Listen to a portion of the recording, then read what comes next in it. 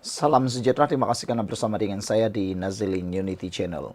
Ada yang menggelar, ada yang menyebut, buang tabiat di hujung nafas. Ini merujuk kepada kenyataan terkini Tun Mahathir Mohamad yang sememangnya menggemparkan dan mengejutkan seluruh rakyat Malaysia. Tun Mahathir seperti yang diketahui kini berusia 100 tahun.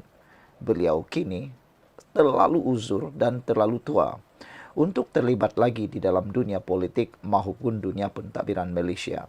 Malaysia memerlukan kepimpinan yang baru, nafas yang baru dan kekuatan yang baru. Macam manalah Tun Mahathir dapat menjalankan tugas sebagai Perdana Menteri dengan usia yang dah terlalu tua, bahkan nak bergerak pun terlalu sukar. Itulah yang menjadi tanda tanya netizen. Tetapi apabila Mahathir menyatakan bahawa saya akan mansuh hukuman isu 3R jika jadi Perdana Menteri lagi, ini adalah komen netizen. Daripada Friends of Pakatan Harapan PH Armada Jiwa, beliau kata, Mahathir tengah buang tabiat di penghujung nafas.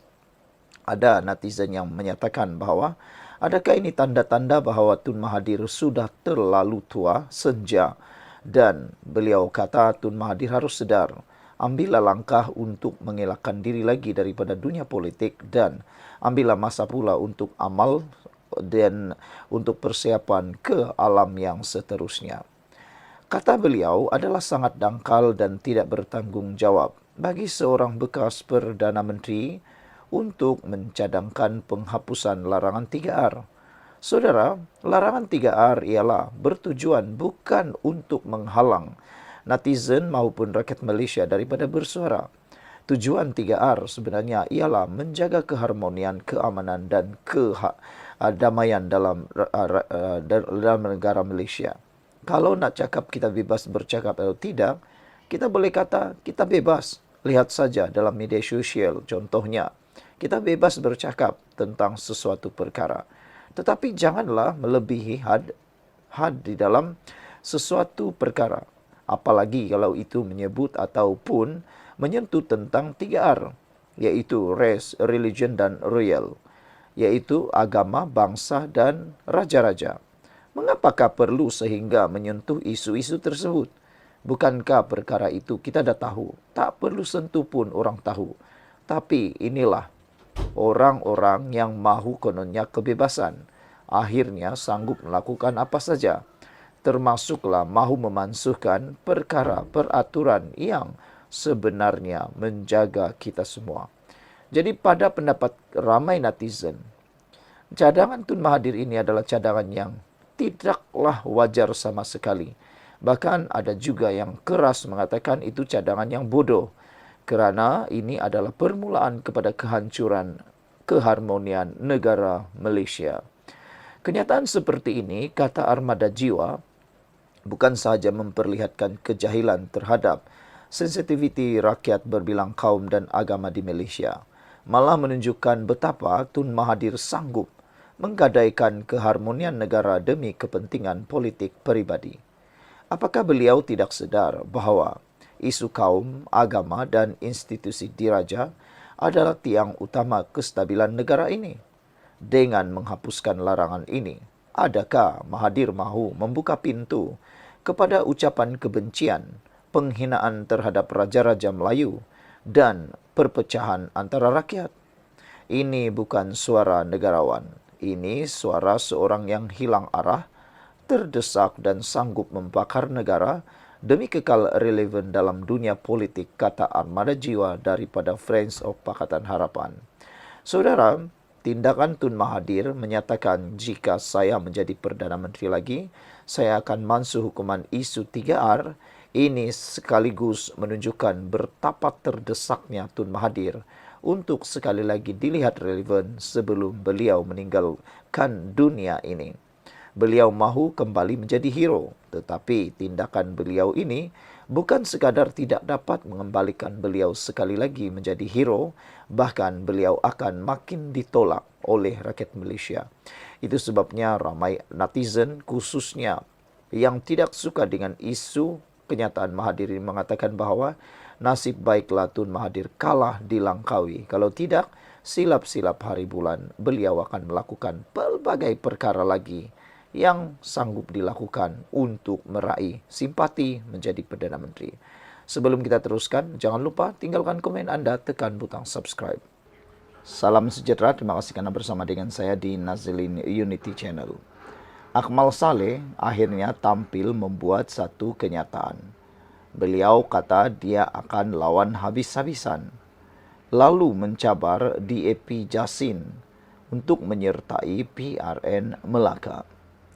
Ada yang menyatakan bahwa Akmal Saleh kadang-kadang berfikir terlalu sempit, kadang-kadang bercakap terlalu cepat, sehingga boleh menyebabkan ketegangan dalam kerajaan perpaduan pimpinan Anwar Ibrahim.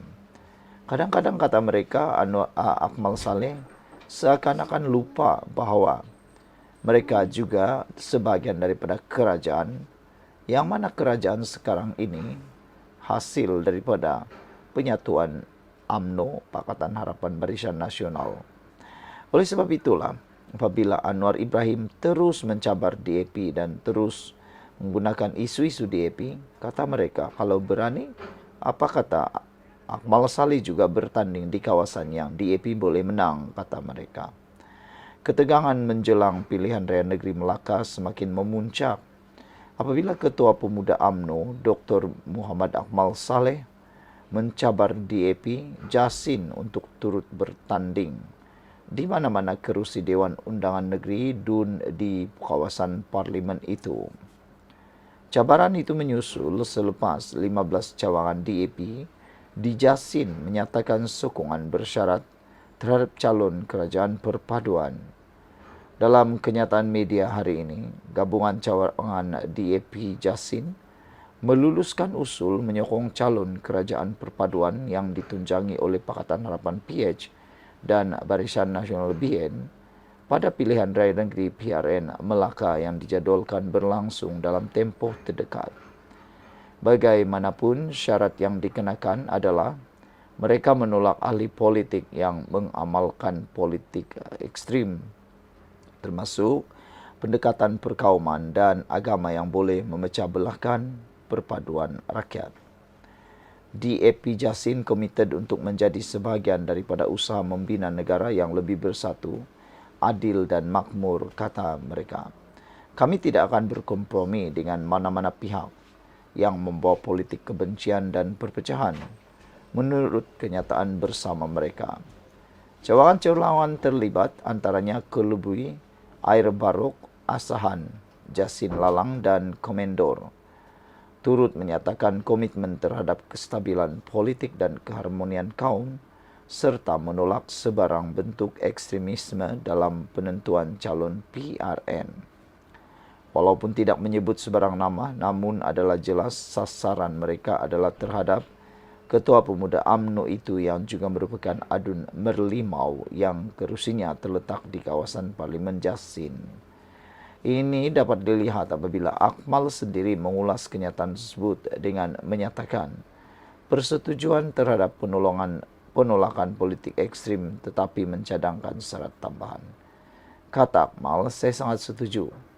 Malah saya menyarankan DAP Jasin agar buat satu lagi syarat, yaitu calon yang betul-betul memahami sejarah dan perlembagaan Malaysia serta mampu bertutur dalam bahasa Melayu dengan fasih, tulisnya di media sosial.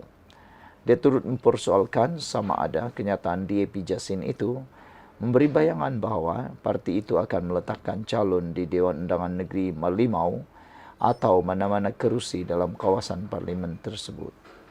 DAP Jasin mahu bertanding juga di Merlimau atau mana-mana kerusi Dewan Undangan Negeri dalam Jasin ke soal Akmal Saleh. Mereka cadangkan Ketua Pemuda DAP Melaka.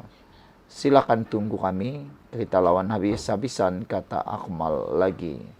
Saudara, antara komen daripada netizen berkait isu ini ialah mereka mengecam tindakan Akmal Saleh yang tak pernah mahu menyurutkan keadaan.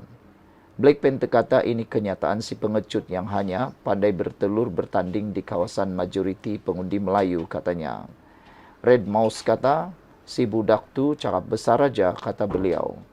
Green Bay kata, dia ni lupa kenapa parti keramatnya selama 66 tahun di puncak kuasa yang akhirnya runtuh masih lagi bersikap bongkak dan sombong hanya kerana kejayaan kerajaan negerinya dapat menguasai negeri.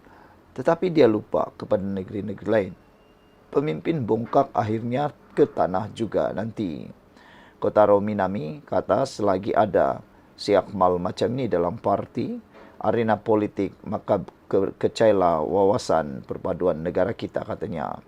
Green Cita pula menambah, rakyat nak lihat kerjaya Dr. Akmal Saleh ini dikuburkan habis-habisan. Menggunakan kaum dan agama sebagai alat atau ahli politik sudah ketinggalan zaman. Tak boleh pakai dah, kata beliau lagi. Sekian dulu untuk kali ini. Jangan lupa tinggalkan komen Anda.